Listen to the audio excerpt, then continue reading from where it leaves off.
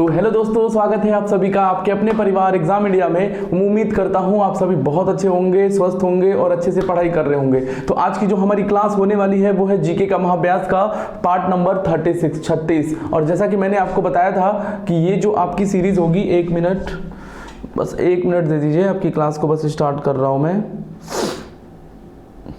एक बार सेशन को आप लोग शेयर कर दीजिए, ठीक है, फटाफट के अंदाज में।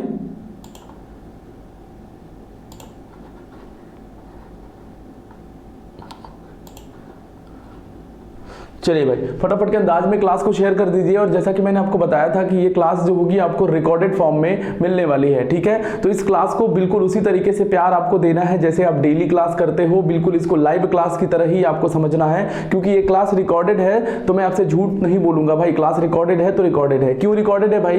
क्योंकि मैं यहाँ पर अवेलेबल नहीं हूँ और मैंने आपके लिए क्लास को रिकॉर्ड कर दिया है पहले से, क्योंकि मैं घर गया हूँ ड्यू टू कुछ पर्सनल था कुछ, ठीक है। तो इस वजह से घर जाना पड़ा, तो आपके लिए मैंने क्लास को पहले से रिकॉर्ड कर दिया है ताकि आपकी क्लास जो है वो बाधित ना हो और आप अच्छे से पढ़ाई अपनी कंटिन्यू कर सको। भाई आपकी पढ़ाई का पूरा ध्यान रख रहे हैं, ठीक है, कोई भी क्लास आपको मिस नहीं होने देंगे, इसलिए आपके लिए हमने क्लास को रिकॉर्ड कर दी है। ये सिर्फ मेरी क्लास होगी जो रिकॉर्डेड फॉर्म में जाएगी, अभी कुछ दिन तक आपको मिलेगी, बाकी की क्लासेस आपको लाइव मिलती रहेंगी, ठीक है। तो चलिए अपनी क्लास को हम स्टार्ट करते हैं बिल्कुल धमाकेदार अंदाज में। आप सभी लोग जुड़ जाइए और सभी लोग सेशन को जरूर शेयर कर दीजिएगा अपने सभी दोस्तों के साथ। और भाई जो भी चैनल पे नया जुड़ते जाए वो चैनल को सब्सक्राइब जरूर कर लीजिएगा। और ये आपका अपना चैनल है भाई, तो अपना सपोर्ट, अपना प्यार बनाए रखिएगा, ठीक है। तो चलिए इसी उम्मीद के साथ अपनी क्लास को स्टार्ट करते हैं बिल्कुल धमाकेदार अंदाज में। तो आज के सेशन का सबसे पहला सवाल, कॉपी और पेन लेके बिल्कुल तैयार रहना है जैसे आप लोग हमेशा तैयार रहते हो, ठीक है। और ये सेशन हमेशा से आपके एग्जाम के लिए बहुत इंपॉर्टेंट होने वाला है भाई,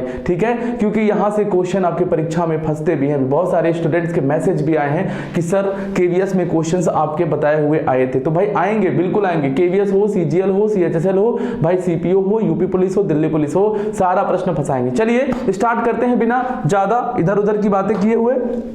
और पहला सवाल आपकी स्क्रीन पर लेकर के आ चुके हैं भाई। पहला सवाल आपकी स्क्रीन पे है, उत्तर को कमेंट बॉक्स में आप लोग प्रेषित करते रहिएगा। ये क्लास रिकॉर्डेड है तो मैं आपके कमेंट को तो नहीं देख पाऊंगा, लेकिन हाँ मैं बाद में आपके उत्तर को जरूर देखता रहूंगा। तो चलिए आप ईमानदारी से अपनी पढ़ाई को कंटिन्यू करिएगा। तो पहला प्रश्न आपकी स्क्रीन पर है भाई, देखो क्या बढ़िया सवाल आपकी स्क्रीन पर लग चुका है, ठीक है। प्रश्न है कि Sheesh Mahal trophy is associated with which game, यानी कि शीश महल ट्रॉफी किस खेल से संबंधित है भाई, ठीक है। प्रश्न बड़ा क्लियर हो चुका है कि ये जो ट्रॉफी है, शीश महल ट्रॉफी है, ये किस गेम से संबंधित है भाई। ऑप्शन देख लेते हैं फटाफट के अंदाज में, बैडमिंटन है, हॉकी है, क्रिकेट है कि फुटबॉल है। तो आपको मैं बता दूं बड़े अच्छे से, शायद इस कप का नाम आप लोगों ने बहुत कम सुना होगा, शीश महल ट्रॉफी का नाम। तो आपको बता दूं कि ये देश का सबसे पुराना ग्रीष्मकालीन क्रिकेट आयोजन है, ठीक है। ये क्या है? देश का सबसे पुराना, याद रखिएगा, देश का सबसे पुराना, देश का सबसे पुराना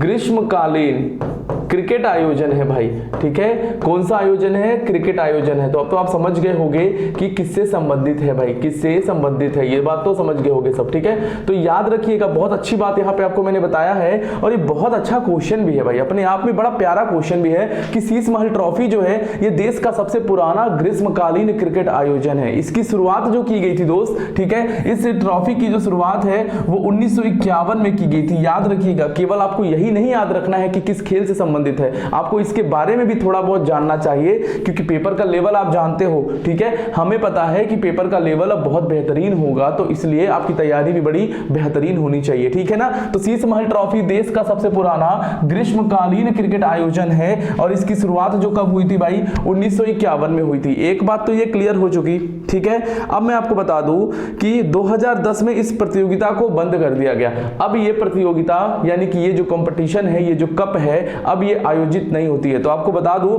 कि 2010 से इस प्रतियोगिता को क्या है? बंद कर दिया गया है। क्यों बंद कर दिया गया है? क्योंकि जब भारत में जब से आईपीएल आ गया, ठीक है, भारत में जब से आईपीएल आ गया, और आईपीएल आप जानते हो कितने बड़े लेवल का हो चुका है, ठीक है, कितना बड़ा लेवल पे हो चुका है ये आईपीएल, यानी कि इंडियन प्रीमियर लीग। और जब से आईपीएल की शुरुआत हो गई उसके बाद से ही ये जो छोटे मोटे ट्रॉफीज हैं, कप हैं, उसको बंद कर दिया गया। तो भाई जो शीश महल ट्रॉफी है अब इसको बंद कर दिया गया है। 2010 में इसको बंद कर दिया गया था जब से आईपीएल जो है भारत भारत में प्रवेश कर गया भाई। ठीक है, चलो आईपीएल आप भी जानते हो ग्लोबल लेवल का टूर्नामेंट होता है भाई, इंडियन प्रीमियर लीग, और बड़े चाव से देखते हो आप लोग। चलो भाई, तो बात क्लियर हो चुकी है, तो इस प्रश्न का उत्तर हो जाएगा क्रिकेट। ठीक है, इस प्रश्न का उत्तर हो जाएगा क्रिकेट, ध्यान से याद रखिएगा, इंपॉर्टेंट है भाई। ठीक है, चलिए इसके अलावा बैडमिंटन से रिलेटेड याद रखिएगा, बैडमिंटन से रिलेटेड कुछ कप बता रहा हूं जो बहुत इंपॉर्टेंट है। ठीक है, वैसे तो आप जानते होंगे, लेकिन कुछ कप मैं भी बता देता हूं, याद रखिएगा। एक होगा आपका थॉमस कप। आपसे पूछा जाता है कि थॉमस कप किससे संबंधित है, तो आप कहेंगे सर बैडमिंटन से संबंधित है। ठीक है, इसके अलावा एक और आपको याद रखना है बैडमिंटन में, उबेर कप। किसके बारे में याद रखना है, उबेर कप। तो उबेर कप भी किससे संबंधित है, ये भी बैडमिंटन से संबंधित है भाई, नोट कर लेना, कॉपी में नोट करते चलना, बहुत इंपॉर्टेंट चीज आपको बता रहा हूं। ठीक है, इसके अलावा याद रखना है फुटबॉल में, देखो फुटबॉल में भी मैंने आपको बहुत बताया है डूरंड कप, फुटबॉल में मैंने एक बताया था आपको डूरंड कप। ठीक है, इसके अलावा आपको मैंने बताया होगा, या आपको नहीं पता है तो नोट कर लेना, संतोष ट्रॉफी। संतोष ट्रॉफी भी फुटबॉल से संबंधित है भाई, क्लियर है। देखो डूरंड कप है, संतोष ट्रॉफी है, इसके अलावा क्या होने वाला है भाई, इसके अलावा आपका सुब्रतो कप भी है। ठीक है, फुटबॉल से ही संबंधित एक और कप है जिसका नाम है Subroto cup, Subroto cup, clear है ना। तो ये कप भी आपका संबंधित है फुटबॉल से। हॉकी के बारे में सॉरी, हॉकी के बारे में तो सब जानते हो भाई, कई बार मैंने ये क्वेश्चन करवाया भी है अपने सेशन में, इसीलिए कहता हूं कि डेली प्रतिदिन क्लास को करिए भाई। आपके लिए क्लास इसीलिए लाई जाती है ताकि आप डेली अपना अभ्यास कर पाए, इसका नाम ही रखा है मैंने जीके का महाअभ्यास। ठीक है, तो हॉकी से रिलेटेड बहुत सारे हैं, सुल्तान अजलान शाह कप। ठीक है, आपको बहुत बार बताया है। ठीक है ना, तो हॉकी का कौन सा है भाई, सुल्तान अजलान शाह कप। ठीक है, रंगा स्वामी कप। ठीक है ना, हॉकी से संबंधित है, तो याद रखेंगे। तो ये बेसिक जितनी भी जानकारी आपको मैंने यहाँ पे दिया है, इसका स्क्रीनशॉट लेना चाहो तो ले लो सब लोग भाई। बढ़िया सवाल है, बढ़िया क्वेश्चन है भाई। ठीक है, चलिए भाई आगे बढ़ेंगे, अब अगले सवाल की तरफ हम लोग बढ़ेंगे। तो ये पहला सवाल आपकी स्क्रीन पर था, और एक सवाल से हमने कम से कम 10 सवाल यानी कि 10 फैक्ट हमने जान लिए। दूसरा सवाल आपकी स्क्रीन पे लगा देता हूं भाई, आ जाओ। चलो भाई, सेकंड क्वेश्चन आ चुका है स्क्रीन पे। क्या है प्रश्न, प्रश्न कह रहा है कि सरिस्का नेशनल पार्क। भाई इतनी बार तो परीक्षाओं में पूछा जा चुका है कि अब तो सबको रट गया होगा कि सरिस्का राष्ट्रीय पार्क यानी कि सरिस्का राष्ट्रीय उद्यान। भाई देखो इंग्लिश में ऊपर लिखा हुआ है और हिंदी में नीचे लिखा हुआ है। ठीक है, जिस भाषा में आप समझते हो उस भाषा में आप पढ़ लीजिए भाई। चलो क्लियर है, बहुत बढ़िया भाई। तो सरिस्का राष्ट्रीय उद्यान भारत के किस राज्य में स्थित है, तो बहुत आराम से आप बोल दोगे कि सर सरिस्का जो है भारत के राजस्थान में स्थित है। ठीक है, राजस्थान। अब राजस्थान में ना अगर राजस्थान पढ़ रहे हो तो एक और याद कर लो भाई, राजस्थान में एक और बड़ा महत्वपूर्ण राष्ट्रीय उद्यान है जिसका नाम है केवलादेव। ठीक है, राजस्थान में एक और बड़ा महत्वपूर्ण है जिसका नाम है केवलादेव। तो भाई ये भी पूछा जाता है, तो इसको भी याद रख लीजिएगा भाई। तो कहां पर है ये सरिस्का, तो सरिस्का आपका पड़ता है राजस्थान के अंदर, बिल्कुल नोट कर लेना सब लोग। ठीक है, नोट कर लेना भाई, राजस्थान के अंदर पड़ता है। ठीक है ना, चलो बाकी उत्तर प्रदेश में कौन सा राष्ट्रीय उद्यान है भाई, दुधवा राष्ट्रीय उद्यान है। उत्तर प्रदेश में कौन सा अपना national park, Dudhwa national park. ठीक है, इसके अलावा पीलीभीत भी है। ठीक है, इसके अलावा पीलीभीत भी है, टाइगर रिजर्व है ना, आप जानते हो पीलीभीत में भी है और ये टाइगर रिजर्व है। ठीक है, तो जानते हो आप लोग उत्तर प्रदेश में है ये। ठीक है, मध्य प्रदेश में तो बहुत सारे हैं भाई, मध्य प्रदेश में तो पन्ना है। ठीक है, कौन सा है, पन्ना है, पन्ना नेशनल पार्क। इसके अलावा कान्हा किसली है। ठीक है, मध्य प्रदेश में कान्हा किसली है, मध्य प्रदेश में तो बहुत सारे हैं, है ना। इसके अलावा बांधवगढ़ है, मध्य प्रदेश में क्या है, बांधवगढ़ है। तो याद रखते रहिएगा भाई। देखो मैं समय समय पे बहुत बार प्रश्नों को मैंने ये सब करवाया हुआ है, तो मैं उम्मीद करता हूं कि एक अच्छा रिवीजन आपका हो रहा होगा। ठीक है, चलो भाई आगे बढ़ते हैं और अगले प्रश्न पे। तो सरिस्का जो है कहां पर है, राजस्थान के अंदर है। क्लियर, चलो भाई अगला क्वेश्चन आपकी स्क्रीन पे। देखो बिल्कुल भी समय आपका खराब नहीं होगा इस सेशन में, यानी कि एग्जाम इंडिया यूट्यूब चैनल पे अगर आप पढ़ने के लिए आ रहे हो और डेली आप पढ़ाई कर रहे हो तो आपको फील हो रहा होगा कि आपको एक क्वालिटी एजुकेशन दी जा रही है, और बिल्कुल हम इस क्वालिटी पे हमेशा काम करते रहेंगे। बस आप अपनी पढ़ाई को डेली कंटिन्यू करिएगा। वो कहते हैं ना कि एक दिन में कुछ नहीं होता है, एक दिन जरूर होता है। और याद रखिएगा, सफलता अनवरत अभ्यास का परिणाम है। बहुत सही बात किसी ने बोला है कि जो सफलता है ये अनवरत अभ्यास का ही परिणाम है। अगर आप अभ्यास नहीं करोगे तो आप सफलता के चरम सीमा पे नहीं पहुंच पाओगे। इसलिए डेली प्रैक्टिस करिए और एक दिन आएगा जब आपके हाथ में ज्वाइनिंग लेटर होगा जिस भी परीक्षा की तैयारी कर रहे हो आप लोग। चलो भाई, प्रश्न आ चुका है स्क्रीन पे। क्या है भाई? भारतीय संसद की लोक लेखा समिति के अध्यक्ष कौन नामित करता है? भाई बड़ा प्यारा सवाल, ठीक है।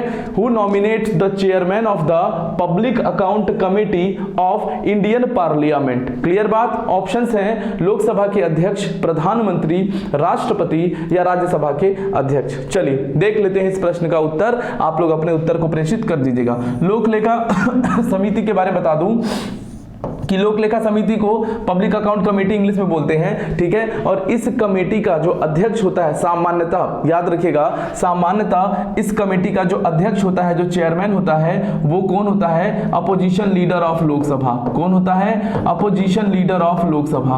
अपोजिशन लीडर ऑफ लोकसभा, ठीक है। यानी कि लोकसभा में विपक्ष का नेता, लोकसभा में विपक्ष का नेता, विपक्ष का नेता।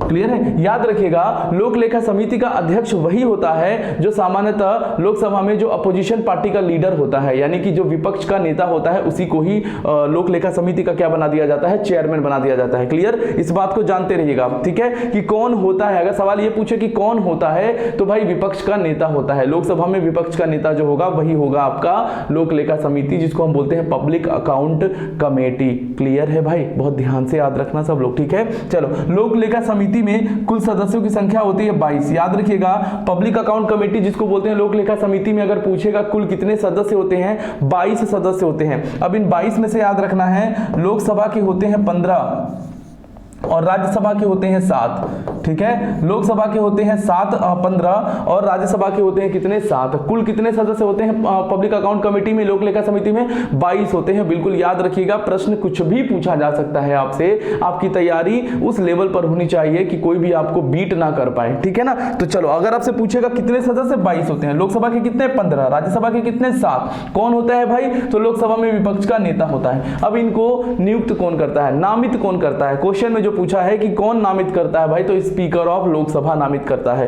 कौन? स्पीकर ऑफ लोकसभा नामित करता है। भाई ए ऑप्शन बिल्कुल करेक्ट है, ठीक है। ए ऑप्शन बिल्कुल आपका करेक्ट हो जाएगा कि स्पीकर ऑफ लोकसभा, यानी कि जो लोकसभा का अध्यक्ष होगा वही विपक्ष का जो नेता होगा उसको नामित कर देगा कि ये हो जाएंगे पब्लिक अकाउंट कमेटी के चेयरमैन, यानी कि लोक लेखा समिति का अध्यक्ष होता है। क्लियर? इनका मेजर काम क्या होता है? अगर आपको ये जानना हो कि सर लोक लेखा समिति का काम क्या होता है, पब्लिक अकाउंट कमेटी का काम क्या होता है, वर्क क्या होता है, तो इनका वर्क होता है कैग के रिपोर्ट की समीक्षा करना, ठीक है। इनका काम क्या होता है? तो जो कैग का रिपोर्ट आती है, कैग की जो रिपोर्ट आती है उसकी समीक्षा करना, ठीक है। कैग के रिपोर्ट की जांच करना, समीक्षा करना, ये इनका काम होता है। और ये एक तरह की वित्तीय समिति है। कैसी समिति है ये एक तरह की वित्तीय समिति है, वित्तीय समिति यानी कि फाइनेंशियल कमेटी, ठीक है। ये कैसी समिति है भाई? तो ये एक वित्तीय समिति है, फाइनेंशियल कमेटी है। क्लियर? और सामान्यतः लोक लेखा समिति का जो अध्यक्ष होता है वो 1 साल के लिए ही नियुक्त किया जाता है, ठीक है। सामान्यतः जो समितियां होती हैं, संसद की जो समितियां होती हैं, चाहे लोक लेखा हो, चाहे प्राक्कलन हो, चाहे लोक उपक्रम समिति हो, कोई भी समिति हो, उनके जो अध्यक्ष चुने जाते हैं उनका कार्यकाल सिर्फ 1 साल का ही होता है, ठीक है। 1 ईयर का ही उनका टेन्योर होता है। क्लियर है? इस बात को जानते रहिएगा। बहुत अच्छी जानकारी आपको मैंने यहाँ पर दी है। उम्मीद करता हूँ कि सारी जानकारी क्लियर हो गई होगी। अगर किसी में कोई डाउट आए तो आप लोग कमेंट में जरूर पूछ लीजिएगा, ठीक है। क्योंकि ये वीडियो में मैं आपका कमेंट तो नहीं देख पा रहा हूँ, लेकिन मैं बाद में जब देखूंगा तो आपका मैं रिप्लाई जरूर कर दूंगा भाई, ठीक है। लेकिन ऐसी उम्मीद है कि सारा कॉन्सेप्ट क्लियर हो गया होगा आपका। क्लियर है? अगले प्रश्न की तरफ बढ़ेंगे भाई, क्वेश्चन नंबर 4। चलो भाई, क्वेश्चन नंबर 4 और बहुत प्यारा सवाल आपकी स्क्रीन पे, ठीक है। ऐसे सवाल भी पेपर में हमेशा देखने को मिलते हैं, हमेशा देखने को मिलते हैं। मैं नहीं कह रहा हूं कि कभी कभी आते हैं भाई, ऐसे सवाल आप देखोगे ना कि रैंडमली कहीं कहीं पूछे ही जाते हैं। तो प्रश्न क्या है एक बार देखते हैं। Core of the earth is considered to comprises of, core of the earth is, ठीक है, यानी कि पृथ्वी का अंतर्भाग, ये जो पृथ्वी है और इसका जो अंतर्भाग है वो किसका बना होता है, ठीक है। ऑप्शन है आपका निकिल और एल्यूमिनियम, दोनों में लिखा हुआ है, दोनों भाषाओं में लिखा हुआ है, देख लीजिएगा, ठीक है। निकिल और एल्यूमिनियम, लोहा और निकिल, ठीक है, आयरन और सिलिकॉन और एल्यूमिनियम। आपको बताना है पृथ्वी। तो आप देखो, जब आप पढ़ते हो इंटरनल स्ट्रक्चर ऑफ पृथ्वी का आंतरिक भाग, जब आप अर्थ का यानी कि पृथ्वी का आंतरिक भाग पढ़ते हो, पृथ्वी का आंतरिक भाग पढ़ते हो, ठीक है, आंतरिक भाग यानी कि internal structure of earth, English में क्या बोलेंगे, इंटरनल स्ट्रक्चर ऑफ अर्थ अगर आप पढ़ते हो तो आपने पढ़ा होगा दोस्त, ठीक है। मैं थोड़ा सा रफली डायग्राम बनाने का प्रयास कर रहा हूं, ठीक है। कुछ ऐसा इस तरीके का आपने इंटरनल स्ट्रक्चर ऑफ अर्थ का डायग्राम पढ़ा होगा, ठीक है।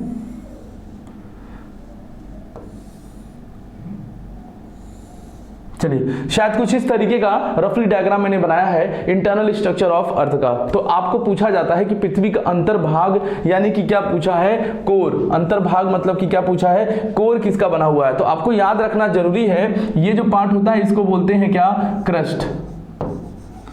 क्रस्ट यहां पे जो होता है इसे बोलते हैं मेंटल, मेंटल, ठीक है, हिंदी में मेंटल, ये होता है क्रस्ट। क्रस्ट इसको भूपर पट्टी भी कहते हैं भाई, इसको हिंदी में भूपर पट्टी भी कहते हैं। अगर बहुत ज्यादा हिंदी आप जानोगे तो ये भूपर पट्टी कही जाती है, ठीक है। लेकिन कहीं कहीं पेपर में ऐसे क्रस्ट लिख करके आ जाता है, तो आपको पता होना चाहिए कि क्रस्ट भी बोलते हैं और इसी को हिंदी में भूपर पट्टी भी कहते हैं, ठीक है। याद रखिएगा, बहुत साधारण सी भाषा में आपको बताया जा रहा है, ठीक है। और ये जो निचला हिस्सा होता है इसको बोलते हैं कोर, इसको बोलते हैं क्या, कोर बोलते हैं भाई। क्लियर। तो पृथ्वी के आंतरिक संरचना के बारे में आपने पढ़ा होगा, नहीं पढ़ा होगा तो मैं जब क्लास लूंगा आपकी कॉन्सेप्ट वाली, वहां आपको बहुत डिटेल में आराम से पढ़ाऊंगा, लेकिन अभी क्वेश्चन के माध्यम से थोड़ा सा जान लीजिए, ठीक है। तो ये जो हिस्सा है क्रस्ट वाला, ये जो हिस्सा क्रस्ट वाला है वो किसका बना होता है, ये बना होता है सियाल का, ठीक है। किसका बना होता है, सियाल बोलते हैं इसको, है ना। हम लोग क्या बोलते हैं इसको, सियाल पढ़ते हैं, सियाल। सियाल मतलब कि ये सिलिकॉन है, ये एल्यूमिनियम है भाई, ये सिलिकॉन है और ये एल्यूमिनियम है। ये जो मेंटल है ये बना होता है किसका, सीमा का, किसका, सीमा का। अब भाई कोई लड़की अपना नाम नहीं समझ लेगी भाई, ये ना समझो कि मैं किसी लड़की का नाम ले रहा हूं भाई। सीमा मतलब कि ये सिलिकॉन है और ये मैग्नीशियम है भाई, ये सिलिकॉन है और ये मैग्नीशियम है। और जो कोर वाला हिस्सा है ये बना होता है निफे का, ठीक है, किसका, निफे का। निफे क्या है भाई, तो Ni हो गया निकिल और Fe हो गया आयरन।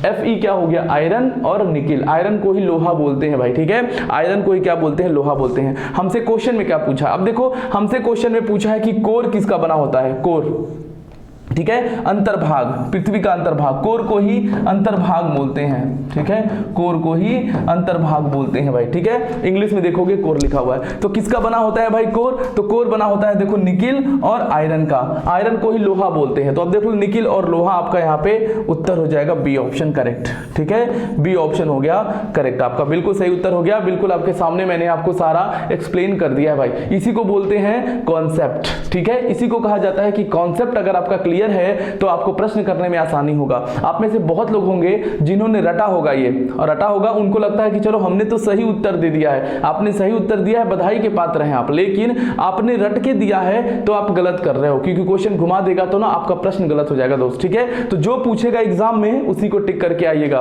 क्रस्ट पूछे, मेंटल पूछे, कोर पूछे, हमें नहीं पता क्या पूछेगा, लेकिन हमें सब पता रहना चाहिए कि जो भी पूछे हम बता देंगे। तो एक ही बात बोलूंगा, कॉन्सेप्ट क्लियर रखना है सबको, ठीक है। एग्जाम इंडिया से पढ़ रहे हो आप, मेरे से पढ़ रहे हो, तो कॉन्सेप्ट पर पूरा फोकस है आपका। क्लियर है ना। ये प्रश्न बड़ा आसान था, आसान नहीं मतलब आसान बना दिया हमने, ठीक है। क्वेश्चन नंबर 5 आपकी स्क्रीन पर है, चलो आ जाओ। Where is the Chilka lake situated भाई, ठीक है, चिल्का झील कहाँ स्थित है। अब कई लोग सोचेंगे अरे यार ये तो बड़ा आसान सवाल दे दिया सर ने, ठीक है, आसान तो है, लेकिन सोचो इतना आसान है कि यूपी पीसीएस में आया था पिछले साल। आपको बता दूं कि सेम यही सवाल यूपी पीसीएस में पिछले साल आया था भाई, यूपी पीसीएस 2021 में आया था। पेपर उठा के देख लो, चैलेंज कर रहा हूं यहीं पे, आपको लगेगा कि मैं ऐसे ही बोल रहा हूं तो पेपर उठा के देख लो ऑफलाइन में, यूपी पीसीएस में इस बेसिस पर एक प्रश्न आया था, चिल्का झील। डायरेक्ट नहीं पूछा था लेकिन बेसिस यही था, ठीक है। तो ध्यान रखना, कोई भी सवाल आसान नहीं होता है, हर सवाल के पीछे कुछ न कुछ सवाल बने होते हैं, तो ठीक है। इसीलिए एग्जामिनर जो पूछता है कुछ सोच के ही पूछता है। तो यूपी पीसीएस में भी 2021 में पूछा गया था सवाल, इसी बेसिस पर था, ठीक है। चलो, तो चिल्का झील कहां पर स्थित है भाई, देखो आपको बता दूं कि ये खारे पानी की झील है, ठीक है, ये खारे पानी की झील है और ये पड़ता है उड़ीसा में। कहां पर है भाई? उड़ीसा के अंदर है। तो ये बात तो आप सभी जानते हो, है ना, मुझे पता है कि आप सभी को पता होगा कि उड़ीसा राज्य में है, लेकिन आपको ये भी जानना जरूरी है कि जो चिल्का झील है ये एक लैगून झील है। कैसी झील है? ये एक लैगून झील है, इस बात को भी जानते रहिएगा सब लोग, ठीक है, लैगून झील है। यही प्रश्न, इस टाइप का ही प्रश्न यूपीपीसीएस में पूछा था, ठीक है ना। चलो, डायरेक्टली राज्य नहीं पूछा था, इससे रिलेट करते हुए क्वेश्चन पूछा था। तो चिल्का झील जो है ये एक लैगून झील है, उड़ीसा में स्थित है और किस घाट पे है? तो ये पूर्वी घाट पर है ये, ठीक है, पूर्वी घाट पर है, ये भी आप लोग जानते रहिएगा, ठीक है ना भाई। चले आगे, उम्मीद करता हूं आपको हर एक चीज समझ में आ रही होगी, ठीक है। चलो भाई, अगला सवाल आपकी स्क्रीन पे लेकर के आ रहा हूं मैं। चलो भाई, क्वेश्चन नंबर 6, बड़ा प्यारा सवाल है ये, ठीक है, ये बड़ा फैंसी क्वेश्चन है, ये ध्यान रखना है, ठीक है। फैंसी मतलब कि बहुत ही बेहतरीन क्वेश्चन है, अच्छा क्वेश्चन है, पूछा जाता है, गलतियां करते हैं स्टूडेंट्स, ठीक है। चलो, सह्याद्री, सह्याद्री जो है वो किसका पारंपरिक नाम है? यानी कि Sahyadri is the traditional name of the eastern Ghat, greater Himalaya, western Ghat या अरावली। तो आपको मैं बता दूं कि सह्याद्री ये नाम है किसका? पश्चिमी घाट का, ठीक है, किसका? पश्चिमी घाट का, भाई ध्यान रखना है, पश्चिमी घाट का नाम है एक सह्याद्री, ठीक है ना, क्लियर है। वेस्टर्न घाट इंग्लिश में क्या बोलते हैं? वेस्टर्न घाट बोलते हैं, हिंदी में पश्चिमी घाट। तो पश्चिमी घाट का ही एक नाम क्या है? सह्याद्री, क्लियर है, याद रखिएगा, प्रश्न बिल्कुल ऐसे ही पेपर में आएगा, आप बस ध्यान से टिक कर देना सब लोग। बताओ क्लियर हो रहा है ना सभी को? चलिए फिर आगे बढ़ते हैं और अपनी क्लास को हम अगले क्वेश्चंस की तरफ लेकर के जाते हैं। चलिए अगला सवाल आपकी स्क्रीन पे है, क्वेश्चन नंबर 7, बड़ा प्यारा सवाल है। चलो भाई, क्वेश्चन नंबर 7 पे आ जाओ धड़ाधड़, ठीक है, सब लोग उत्तर देना शुरू करो। और भाई इसका तो आपको पता ही होगा, ये मुझे लगता है कि सबको पता होगा, ठीक है, क्योंकि मैंने कई बार इसको बताया है शायद। चलो देखते हैं क्या है भाई क्वेश्चन। निम्न में से कौन सी भाषा संयुक्त राष्ट्र संघ की आधिकारिक भाषा में नहीं है? क्या सवाल पूछा है कि नहीं है भाई? चलो देखते हैं। Which of the following is not one of the official language, official language of the United nation. देखो, संयुक्त राष्ट्र संघ में कुल 6 भाषाएं बोली जाती हैं। आपको मैं बता दूं कि जो यूएनओ है, चलो यहाँ पे देख लो, ये जो यूएनओ है, संयुक्त राष्ट्र संघ, यूनाइटेड नेशन ऑर्गेनाइजेशन, ठीक है, इसमें इसकी जो 6 भाषाएं यहाँ पर मान्यता प्राप्त है। अब 6 भाषाएं मान्यता प्राप्त है तो आपके 6 भाषाओं के नाम आपको पता होने चाहिए। तो चलिए 6 भाषाओं के नाम मैं आपको बता देता हूं और इसका एक ट्रिक आपको बहुत जल्दी मिलेगा भाई। शॉर्ट वीडियो मैंने एक बनाया है, आपके लिए शूट किया है, संयुक्त राष्ट्र संघ में बोली जाने वाली भाषाओं की ट्रिक, ठीक है। वो ट्रिक आपकी शॉर्ट वीडियो बड़ी जल्दी अपलोड हो जाएगी, शायद आज या कल में ही अपलोड हो जाए, तो उस वीडियो को भी आप लोग देखिएगा। वहां पे मैंने बताया है कि संयुक्त राष्ट्र संघ में कौन कौन सी भाषाएं बोली जाती हैं। 6 भाषाएं बोली जाती हैं, ठीक है। मैं फिर भी आपको बता देता हूं, ट्रिक यहां पर नहीं बताऊंगा, ट्रिक वहां बताऊंगा। यहां पे 6 भाषाओं के नाम आपको बता देता हूं। कौन कौन सी भाषा है भाई? तो Spanish, Spanish, Russian, Russian, French,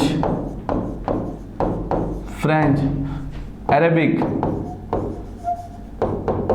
Arabic, इसके अलावा क्या है? चाइनीज, ठीक है, चाइनीज और इंग्लिश। ये 6 भाषाएं हैं जो संयुक्त राष्ट्र संघ में बोली जाती हैं। ये संयुक्त राष्ट्र संघ की 6 भाषाएं हैं, याद रखना, Spanish, Russian, French, Arabic, Chinese और इंग्लिश। ये दीज आर 6 लैंग्वेज, ठीक है, ये संयुक्त राष्ट्र संघ की भाषाएं हैं भाई। अब आप देख लो ऑप्शन में कौन सा नहीं है, तो टर्की जो है वो नहीं होगा भाई, ठीक है, तुर्की जो है नहीं बोली जाती है, ये आप यहां से कर लोगे आराम से, ठीक है। अब इसकी याद करने की मैंने एक ट्रिक बनाई है, वो ट्रिक आपको शॉर्ट्स वीडियो में अपलोड कर देंगे, देख लीजिएगा सब लोग, ठीक है। इस प्रश्न का उत्तर मुझे लगता है कि क्लियर हो गया होगा। चलिए अगला सवाल आपकी स्क्रीन पे मैं लगा देता हूं भाई। क्वेश्चन नंबर नेक्स्ट आ चुका है, 8 आ चुका है। चलो भाई, when was RBI established? RBI की स्थापना कब हुई थी भाई? तो अच्छा क्वेश्चन है, पूछा जाता है पेपर में डायरेक्टली, ठीक है। तो चलिए आपको मैं बता दूं कि आरबीआई का जो गठन हुआ था, आरबीआई का जो गठन हुआ था 1934 एक्ट के तहत हुआ था, ठीक है। 1934 अधिनियम के तहत 1 अप्रैल 1935 में स्थापना हुई, ठीक है। अधिनियम था 1934 का और 1 अप्रैल 1935 को क्या हुई? आरबीआई की स्थापना हुई थी, ठीक है। आरबीआई का हेडक्वार्टर आपसे पूछे, अगर मुख्यालय पूछे तो सर ये मुंबई में है, ठीक है। हेडक्वार्टर कहां पर है? तो सर ये मुंबई में है, ठीक है ना। और आरबीआई के वर्तमान में जो गवर्नर हैं, वर्तमान में जो राज्यपाल हैं, उनका नाम भी आपको याद रखना है, तो शक्तिकांत दास जी हैं, शक्तिकांत दास, शक्तिकांत दास वर्तमान में आरबीआई के क्या है, गवर्नर है भाई। अगर आपसे फर्स्ट गवर्नर पूछ ले आरबीआई का पहला गवर्नर कौन था, ठीक है, तो अगर स्वतंत्र भारत की बात करें हम, ठीक है, स्वतंत्र भारत की बात करें तो थे आपके पहले गवर्नर सीडी देशमुख, ठीक है। स्वतंत्र भारत के पहले आरबीआई के गवर्नर पूछे तो नाम याद रखना है सीडी देशमुख। अगर सबसे पहला पूछे स्वतंत्र भारत से पहले का, यानी कि बिफोर इंडिपेंडेंस अगर आपसे पूछता है पहले का, तो थे कौन, sir Osborne Smith, sir Osborne Smith, ये आरबीआई के पहले गवर्नर थे, ठीक है, ये आरबीआई के पहले गवर्नर थे ऑसबॉर्न स्मिथ बिफोर इंडिपेंडेंस अगर पूछे, ठीक है। लेकिन अगर स्वतंत्रता यानी कि आफ्टर इंडिपेंडेंस पूछे, स्वतंत्र भारत का पहला आरबीआई गवर्नर पूछे तो सीडी देशमुख को टिक करना है, ठीक है। दोनों प्रश्न मैंने यहां पर क्लियर कर दिया है। आरबीआई का राष्ट्रीयकरण कब हुआ था, अगर पूछे आरबीआई का राष्ट्रीयकरण कब हुआ था तो 1950 में हुआ था भाई, ठीक है। राष्ट्रीयकरण का मतलब होता है नेशनलाइजेशन, क्या होता है भाई, आरबीआई का नेशनलाइजेशन राष्ट्रीयकरण कब हुआ था, 1950 में हुआ था। तो सारी बात। और एक बात और, आरबीआई की जो स्थापना है, आरबीआई की जो स्थापना है वो हिल्टन यंग समिति की सिफारिश पर हुई थी, ठीक है।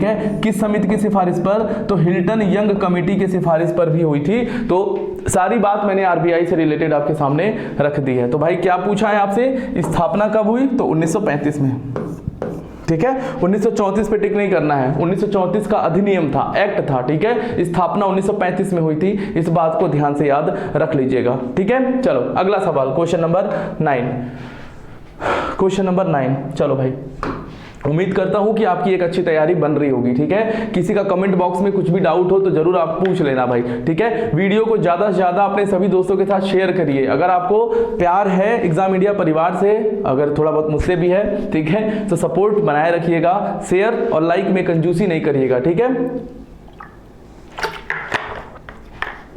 चलो भाई, क्वेश्चन है कि हु रोट कादम्बरी, भाई कादम्बरी जो है वो किसने लिखा था भाई, इतना बहुत बढ़िया सवाल है, बहुत फैंसी क्वेश्चन है ये भी, ठीक है।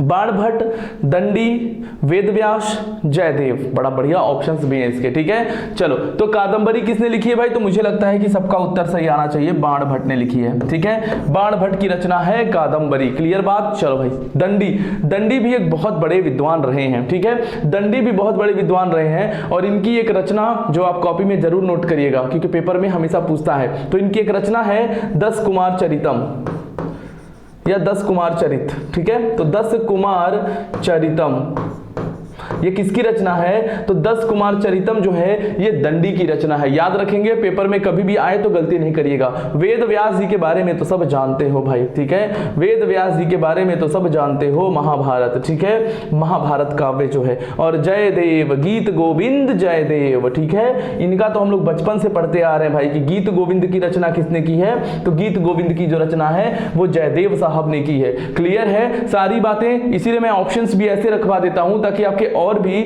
डाउट को क्लियर कर पाऊं मैं, ठीक है। तो प्रयास पूरा है भाई, लेकिन आपका सपोर्ट होना जरूरी होता है। तो क्वेश्चन नंबर 9 यहां पर क्लियर हो चुका है। अगला प्रश्न, क्वेश्चन नंबर 10, आ जाओ भाई।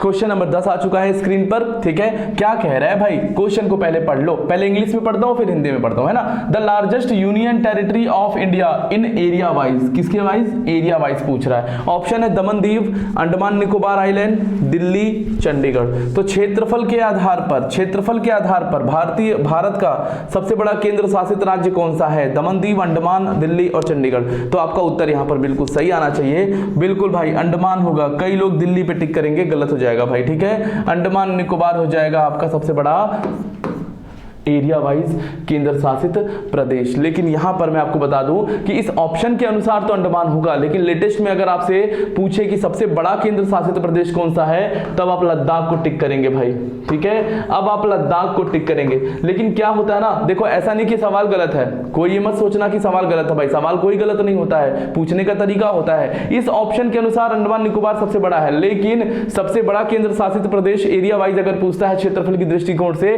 तो आपको लद्दाख को टिक करना है, ठीक है। लेकिन कभी क्या होता है कि लद्दाख ऑप्शन में नहीं दिया है, मान लो यहां पर मैंने लद्दाख को ऑप्शन में नहीं दिया, तो उस केस में किसको प्रेफरेंस दोगे भाई, तो प्रेफरेंस दोगे अंडमान निकोबार को, ठीक है। अंडमान निकोबार वर्तमान में दूसरे नंबर का सबसे बड़ा केंद्र शासित प्रदेश है, दूसरे नंबर का, ठीक है, वर्तमान में। पहले पे कौन है, लद्दाख है, दूसरे पे कौन है, अंडमान है। लेकिन अगर लद्दाख ऑप्शन में नहीं है तो आपको अंडमान टिक करना होगा, इसलिए मैंने इस प्रश्न को लिया, है ना। मैं लद्दाख को ऑप्शन में रख सकता था, लेकिन मेरा टारगेट बस यही था बताने का कि एग्जामिनर जरूरी नहीं कि आपसे जो सही हो वही पूछे, एग्जामिनर सेकंड वाला प्रेफरेंस आपसे पूछ सकता है कि जो दूसरे नंबर पे है सबसे बड़ा, ठीक है ना। तो ऐसे प्रश्नों से भी आपको अवेयर रहना है। मेरा टारगेट है कि आपको हर तरीके से आपको तैयार कर दूं ताकि पेपर में जाओ तो आपको कंफ्यूजन ना हो कि सर ने ये नहीं बताया था भाई, ठीक है। तो सर आपको सब कुछ बताएंगे लेकिन आपको पढ़ने आना चाहिए, ठीक है, पढ़ने आना चाहिए आपको। तो क्लियर बात। चलो question number next, question number next आपकी स्क्रीन पर आ चुका है, क्वेश्चन नंबर 11 है ये, ठीक है। प्रश्न को पहले एक बार पढ़िए, देखते हैं क्या है भाई।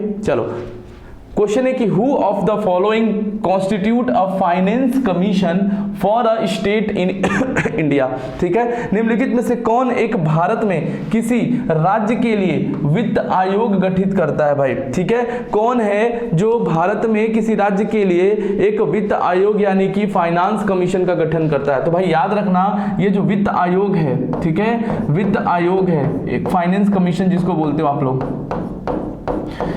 इसका गठन किया जाता है हर 5 साल के लिए, ठीक है। कार्यकाल जो होता है वित्त आयोग का वो 5 साल का होता है। आर्टिकल 280 में इसका जिक्र किया गया है, ठीक है। एक संवैधानिक संस्था है, कॉन्स्टिट्यूशनल बॉडी है जिसका अनुच्छेद 280 है और हर 5 साल के लिए इसकी नियुक्ति की जाती है वित्त आयोग की, ठीक है। इनका काम क्या होता है, राज्यों को पैसा देने का काम होता है, टैक्स के बंटवारे का काम होता है भाई। किस राज्य को कितना पैसा देना है टैक्स से रिलेटेड या जो भी पैसा है वो वित्त आयोग का ही काम होता है। इसकी नियुक्ति राष्ट्रपति करते हैं भाई। कौन करते हैं, भारत के जो राष्ट्रपति होते हैं वो नियुक्ति करते हैं भाई, याद रखिएगा, वित्त आयोग यानी कि फाइनेंस कमीशन के। वर्तमान में जो वित्त आयोग के अध्यक्ष हैं, वर्तमान में जो वित्त आयोग के अध्यक्ष हैं उनका नाम है एन.के. सिंह, ठीक है। वर्तमान में जो वित्त आयोग के अध्यक्ष हैं उनका नाम है एन.के. सिंह, ये भी आप लोग जानते रहिएगा क्योंकि प्रश्न इंपॉर्टेंट है भाई, ठीक है। चलो तो क्लियर हो गया भाई, प्रेसिडेंट आपका सही उत्तर हो जाएगा, ठीक है। आर्टिकल याद रखना है 280, ठीक है। ये आर्टिकल आपसे बहुत बार पेपर में पूछता है, तो भाई मैंने आपको बता दिया है और आपको पता भी होगा, अच्छी बात है। अगला प्रश्न क्वेश्चन नंबर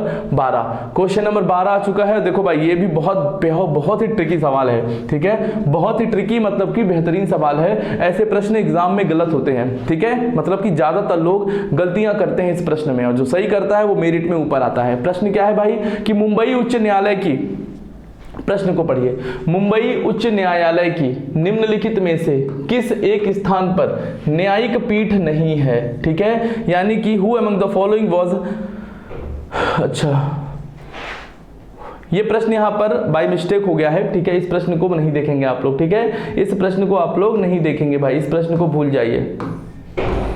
चलो आपको क्वेश्चन नंबर 12 देखना है जो हिंदी में है, इंग्लिश में नहीं है, ठीक है। चलिए इस प्रश्न को आप मत देखिएगा। चलो क्वेश्चन है कि मुंबई उच्च न्यायालय की निम्नलिखित में से किस एक स्थान पर न्यायपीठ नहीं है। मतलब जो बॉम्बे हाई कोर्ट है, आप ऐसे समझिए, जो बॉम्बे हाई कोर्ट है, ठीक है, बॉम्बे हाई कोर्ट है, ठीक है। अब बॉम्बे हाई कोर्ट जो है ऐसा नहीं केवल मुंबई में ही है, ठीक है। इसकी जो खंडपीठ है, खंडपीठ का मतलब होता है ब्रांच, एक तरह से समझ लो। जैसे कि आप ऐसे समझ लो उत्तर प्रदेश का जो हाई कोर्ट है वो कहां पर है, इलाहाबाद में है, प्रयागराज में है, ठीक है। उत्तर प्रदेश का हाई कोर्ट इलाहाबाद में है, लेकिन इलाहाबाद की एक खंडपीठ जिसको बोलते हैं बेंच, ठीक है, इलाहाबाद की एक खंडपीठ लखनऊ में भी है, ठीक है। तो याद रखना है ये क्या होता है, वर्कलोड को कम करने के लिए, क्योंकि अब देखो उत्तर प्रदेश इतना बड़ा राज्य है, ठीक है, जनसंख्या सबसे बड़ा है, यहाँ पर सबसे ज्यादा है, ठीक है। अब केवल एक ही हाई कोर्ट है इलाहाबाद में, अब उत्तर प्रदेश में इतने सारे मामले आते हैं, इतने सारे केसेस होते हैं, तो इलाहाबाद हाई कोर्ट अकेले कितने केस को देख लेगा भाई, है ना, लाइन लगी रहेगी। ऐसे ही न्यायालय, ऐसे ही न्याय हमारा इतना पीछे है, पीछे इन द सेंस कि न्याय देने में हम लोग कितना स्लो है, इतना समय लग जाता है जस्टिस देने में। तो इसीलिए क्या हुआ है, वर्कलोड को कम करने के लिए बेंच बना दी जाती है ना। उसी स्टेट में कहीं दूसरे जिले में या दूसरे एरिया में क्या बना दी जाती है, बेंच बना दी जाती है, जिसको हिंदी में खंडपीठ कहते हैं या न्यायपीठ बोलते हैं, ठीक है। तो जैसे इलाहाबाद का जो खंडपीठ है वो लखनऊ के अंदर है, आप लोग जानते होंगे, जो लोग लखनऊ में हैं वहां भी हाई कोर्ट है, ठीक है, वो इलाहाबाद की ही बेंच है। उसी तरीके से बॉम्बे हाई कोर्ट जो है, ये भी देखो बॉम्बे भी, महाराष्ट्र भी कितना बड़ा है, ठीक है, महाराष्ट्र भी कितना बड़ा है। तो अकेले केवल बॉम्बे में हाई कोर्ट रहेगा तो कैसे हैंडल करेगा वो, ठीक है। इसीलिए उन्होंने क्या किया है, अलग अलग जगहों पे बेंच बना दी है कि भाई उधर के लोग जो है, कोई मामला है, कोई केस है, वो उधर ही निपट जाए, ठीक है, सब लोग हाई कोर्ट ना आए, क्लियर है। तो एक बेंच बना दी जाती है। तो बॉम्बे जो हाई कोर्ट है वो कहां कहां पर इसकी खंडपीठ है, यह सवाल में पूछा कि कहां पर नहीं है। तो आपको बता दूं जो बॉम्बे हाई कोर्ट है इसका खंडपीठ नागपुर में भी है, पणजी में भी है और औरंगाबाद में भी है भाई। पणजी मतलब गोवा, गोवा की राजधानी है, ठीक है। चलो तो नागपुर में भी है, पणजी में भी, औरंगाबाद में है, पुणे में नहीं है, ठीक है, पुणे पुणे में जो है मुंबई का न्यायपीठ नहीं है। मुंबई हाईकोर्ट का जो खंडपीठ है या न्यायपीठ है वो पुणे के अंदर नहीं है। कहाँ पे है? नागपुर में है, ठीक है। इसके अलावा औरंगाबाद में भी है और पणजी में। पणजी क्या है? गोवा की राजधानी है ये, ठीक है। क्योंकि गोवा के जो भी मामले आते हैं, क्योंकि गोवा भारत का सबसे छोटा राज्य है, ठीक है,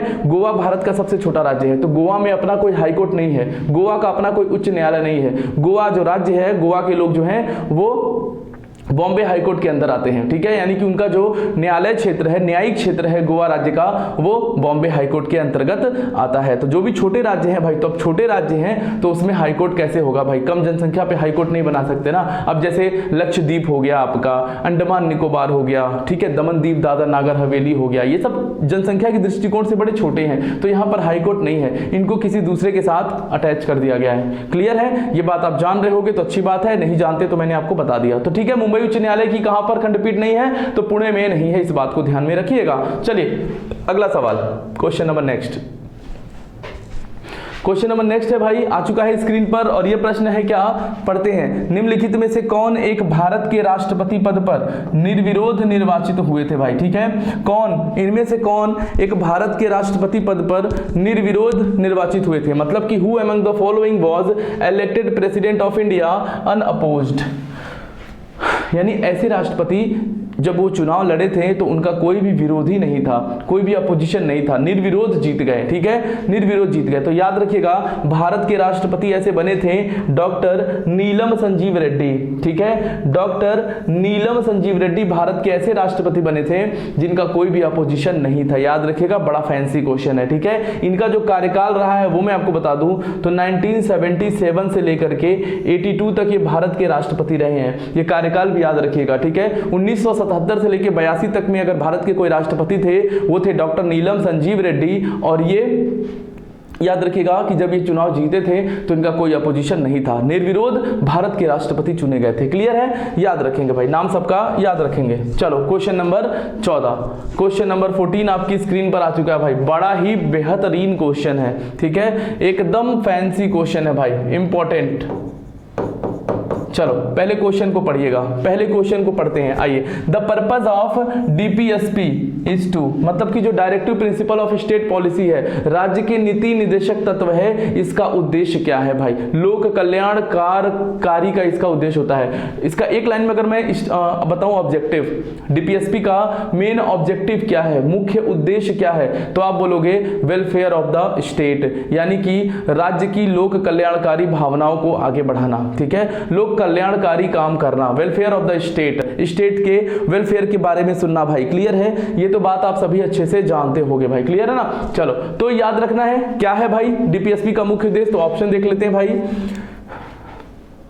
ऐसे सकारात्मक अनुदेश प्रस्तुत करना जो सभी स्तरों पर राज्य नीति का मार्गदर्शन करे भाई। बिल्कुल ए ऑप्शन आपका यहां पर करेक्ट हो जाएगा भाई, ठीक है। आप लोगों ने स्टेटमेंट पढ़ा होगा, ए ऑप्शन बिल्कुल करेक्ट हो जाएगा भाई, ठीक है। ए ऑप्शन यहां पर इंग्लिश में है कि ले डाउन पॉजिटिव इंस्ट्रक्शन, मतलब कि एक सकारात्मक भावना से काम करना, एक पॉजिटिव इंटेंशन से काम करना। ये क्या होता है? डीपीएसपी क्या होता है? डीपीएसपी में जो अधिकार होता है वो राज्य सरकार को होता है, और राज्य सरकार जो है, देखो इसका नाम ही क्या है, directive principle of state policy, यानी राज्यों के लिए ऐसी पॉलिसी को लाना जो राज्य के लोगों को लाभ प्रदान करे, ठीक है। जैसे हर स्टेट गवर्नमेंट, हर राज्य सरकार तरह तरह की योजनाएं अपने राज्य में चलाती हैं, ठीक है, तरह तरह की स्कीम, तरह तरह की योजनाएं अपने राज्यों में वो चलाती हैं, जिससे कि राज्य की जनता को, राज्य के लोगों को क्या पहुंचे, लाभ पहुंचे। तो जिस राज्य सरकार के पास जितना धन है, जितना पैसा है, वो उस हिसाब से योजनाएं चलाती हैं। जैसे उत्तर प्रदेश है तो उत्तर प्रदेश में बहुत सारी योजनाएं चलती हैं गरीबों के लिए, ठीक है, और मध्यम वर्गीयों के लिए भी, है ना। तो तरह तरह की योजनाएं जो राज्य सरकार चलाती है, हर स्टेट में अलग अलग तरह की पॉलिसी होती है। जैसा स्टेट, जितना अमीर राज्य है उतना ही अच्छी पॉलिसी होगी भाई, ठीक है। तो याद रखना है, एक सकारात्मक भावना से सरकार काम करती है, एक पॉजिटिव इंस्ट्रक्शन से सरकार काम करती है राज्य के हित के लिए, और राज्य का हित होगा तो राज्य की जनता का हित होगा। क्लियर है? ये बात आपको ध्यान में रखना है। तो डीपीएसपी का, directive principle of state policy का उद्देश्य यही होता है, एक लाइन में आपको बताना है, वेलफेयर ऑफ द स्टेट। अगर लिखना चाहोगे कि मेन ऑब्जेक्टिव क्या है डीपीएसपी का, वेलफेयर ऑफ द स्टेट, यानी कि लोक कल्याणकारी की भावना, ठीक है, लोक कल्याणकारी की भावना भाई। याद रखना, ए ऑप्शन आपका करेक्ट हो जाएगा। उम्मीद करता हूं आप मेरे एक्सप्लेनेशन को समझ पाए होंगे, ठीक है। क्वेश्चन नंबर 15 आपकी स्क्रीन पर आ चुका भाई। चलो क्वेश्चन नंबर 15 है कि भारत के राष्ट्रपति का महाभियोग यानी कि प्रेसिडेंट का इंपीचमेंट कहां पर हो सकता है। देखो भारत के राष्ट्रपति को हटाने के लिए महाभियोग लगाया जाता है, ठीक है। किसी भी राष्ट्रपति को अगर हटाना है भारत में तो आपको एक प्रोसेस लेना होगा जिसको बोलते हैं इंपीचमेंट, महाभियोग, ठीक है, ध्यान रखना।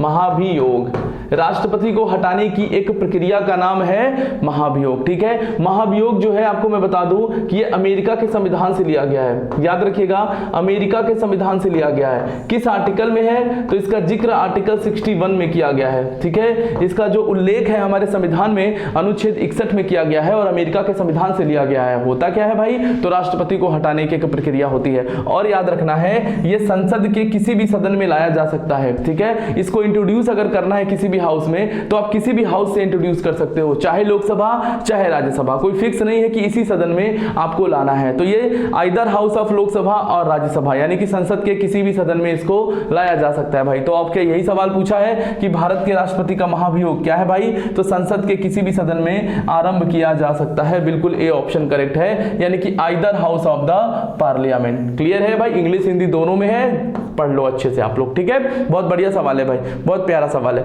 चलिए ये सवाल बिल्कुल क्लियर हो चुका होगा। अगला सवाल हम लोग करते हैं।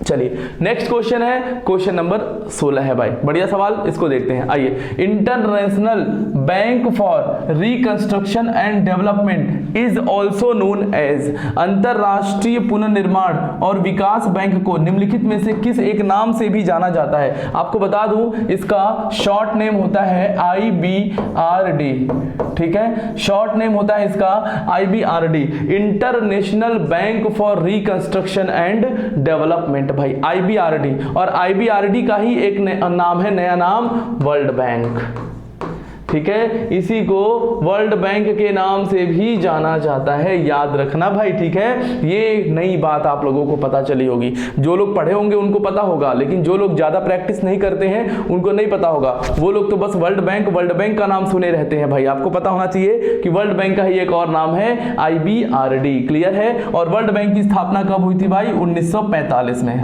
ठीक है, 1945 में। हेडक्वार्टर कहां पर है, वॉशिंगटन DC में,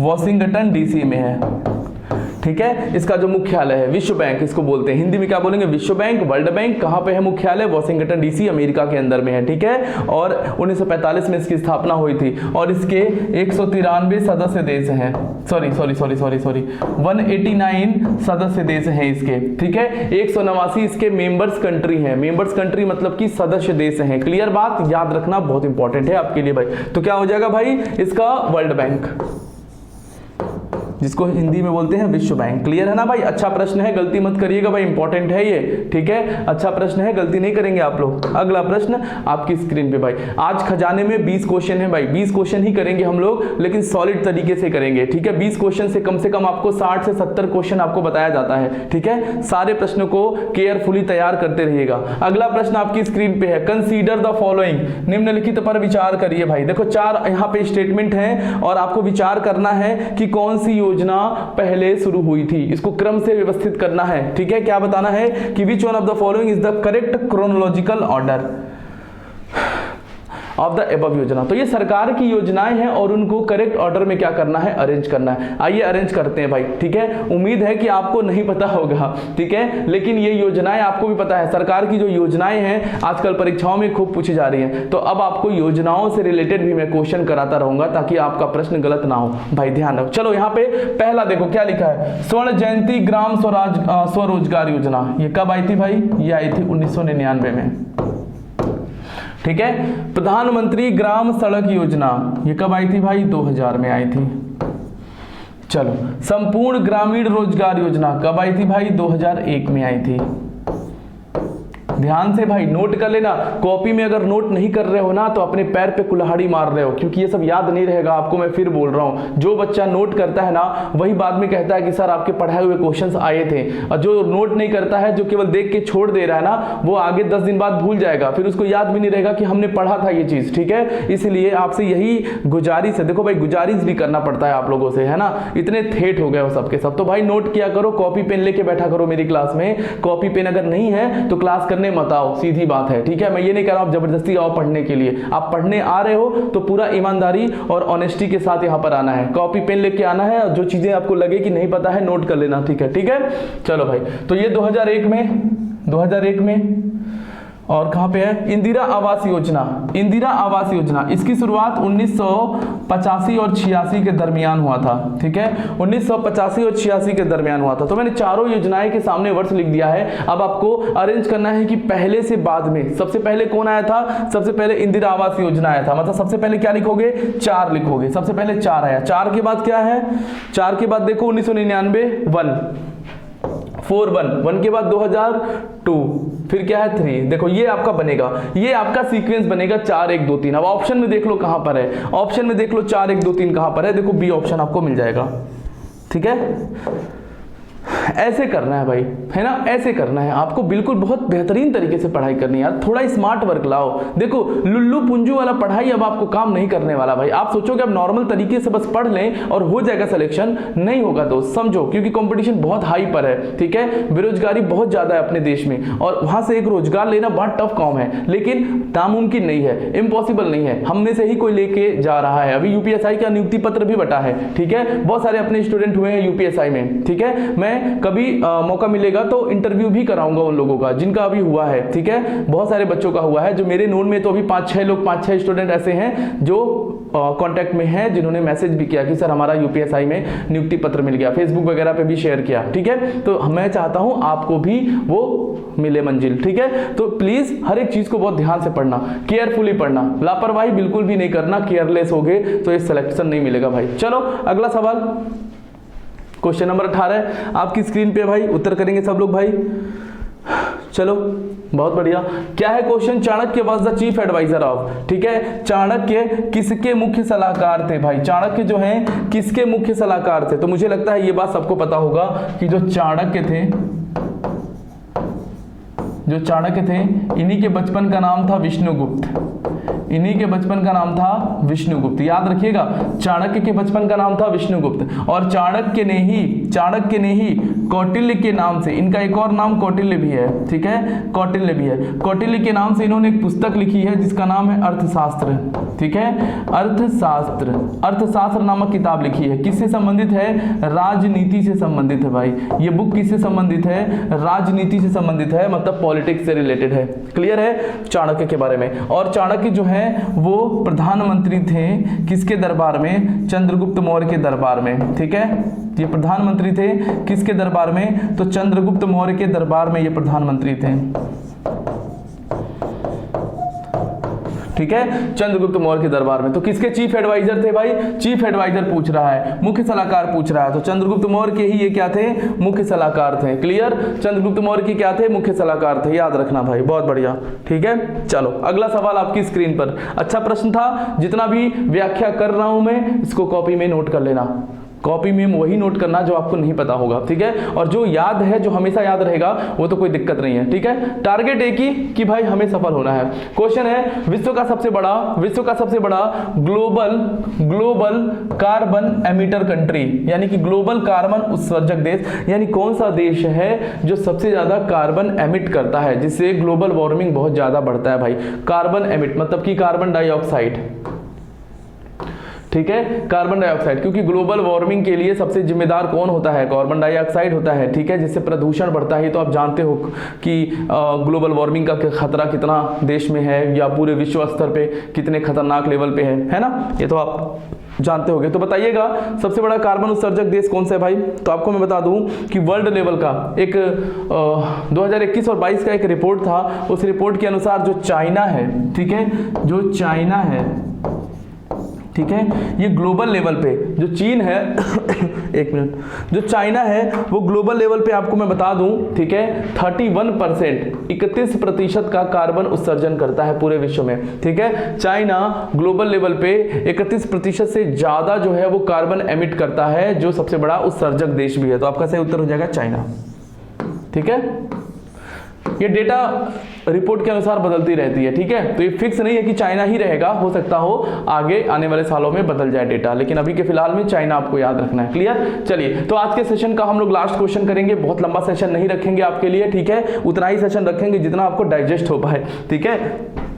चलिए, तो आज के सेशन का लास्ट क्वेश्चन होगा कि 1576 में हल्दी घाटी की लड़ाई किसके बीच हुई? अकबर और, भाई बताओ जल्दी से, बड़ा प्यारा सवाल है, ठीक है, बड़ा प्यारा सवाल है कि बैटल ऑफ हल्दी घाटी 1576 में हुई थी और किसके बीच हुई थी भाई, ठीक है। तो देखो सवाल में भी एक सवाल छुपा हुआ है, याद रखना है। सवाल एक और बनता है कि हल्दी घाटी का युद्ध कब हुआ, तो आप कहोगे हल्दी घाटी का युद्ध 1576 में हुआ, ठीक है। तो सवाल में भी सवाल होते हैं, वो भी ध्यान में रखना है आपको। 1576 में अकबर और महाराणा प्रताप के बीच ये युद्ध हुआ था भाई, अकबर और महाराणा प्रताप के बीच ये युद्ध हुआ था। इस बात को अच्छे से नोट कर लेना सब लोग, ठीक है। Maharana Pratap, B option correct हो जाएगा, ठीक है, बी ऑप्शन आपका करेक्ट हो जाएगा। अकबर और महाराणा प्रताप के बीच में ये लड़ाई लड़ी गई थी, हल्दी घाटी की युद्ध 1576 में। तो ये था हमारा क्वेश्चन नंबर 20। आज की क्लास में हम लोग इतना ही करने वाले थे, ठीक है। तो सवाल कैसे लगे, क्वेश्चन कैसे लगे भाई, आप लोग कमेंट बॉक्स में बताइएगा, ठीक है। क्लास रिकॉर्डेड हो, लाइव हो, कोई मतलब नहीं है, हमें पढ़ाई करने से मतलब है, हम पढ़ाई करेंगे, सीधी सी बात, ठीक है। तो आपकी कोई क्लास मिस नहीं होने देंगे, इसके लिए आपके लिए मैं पहले से मेहनत करके गया हूँ, ठीक है, पहले से रिकॉर्ड करके गया हूँ क्लास, ताकि आपको पूरा लाभ मिल सके। अब भाई इस लाभ को आप सेशन में बताइएगा, कमेंट करके बताइएगा कि आपको क्लास कैसी लगी। दूसरी बात भाई, लाइक नहीं किए हो सेशन को तो लाइक भी कर देना सभी लोग। चैनल में कोई नया जुड़ा है तो सब्सक्राइब करना मत भूलना, और भाई शेयर कर देना अपने हर ग्रुप में ना, शेयर जरूर कर दिया करो, क्योंकि शेयर करोगे तभी वीडियो लोगों तक पहुंचेगी, और लोगों तक पहुंचेगी तो हो सकता हो कोई जरूरतमंद हो, नीडी पीपल्स हो, वो आके इस वीडियो का लाभ ले पाए, ठीक है। तो आप बस आज की क्लास में हम लोग इतना ही करेंगे, फिर कल की क्लास में मिलते हैं। कल एक बार फिर से वही समय होगा 5 बजे, ठीक है। 5 बजे बिल्कुल नोट कर लो, मोबाइल में रिमाइंडर लगा दो, ठीक है। हाँ, एक और अनाउंसमेंट जो मैं बार बार कर रहा हूँ कि आपकी जो कॉन्सेप्ट की क्लास है, ठीक है, बहुत लोग पूछ भी रहे हैं, तो मैं डाउट क्लियर कर देता हूँ कि जो कॉन्सेप्ट की क्लास है वो आपकी होली के बाद शुरू कर दी जाएगी, ठीक है। मैथ का कॉन्सेप्ट की क्लास 1 तारीख से स्टार्ट हो रहा है भाई। गणित की जो क्लास है वो आज से ही स्टार्ट है, मतलब कि 1 मार्च से ही मैथ की आपको कॉन्सेप्ट की क्लास परसेंटेज से सर कराना शुरू कर देंगे, ठीक है। और बाकी की जो क्लासेज हैं, जैसे मेरी क्लास है जीके जीएस की या इंग्लिश की क्लास है, वो आपको होली के बाद कॉन्सेप्ट की क्लास मिलेगी, और बड़ी बेहतरीन तरीके से, ठीक है। तो चलिए, आप इस सेशन को बहुत सारा प्यार दीजिए। कल फिर मिलेंगे 5 बजे, एक बार फिर से तैयार रहिएगा 5 बजे के लिए क्लास करने के लिए। तो तब तक आप अपना और अपनों का ध्यान रखिए, ठीक है। टेक केयर, नमस्कार, जय हिंद।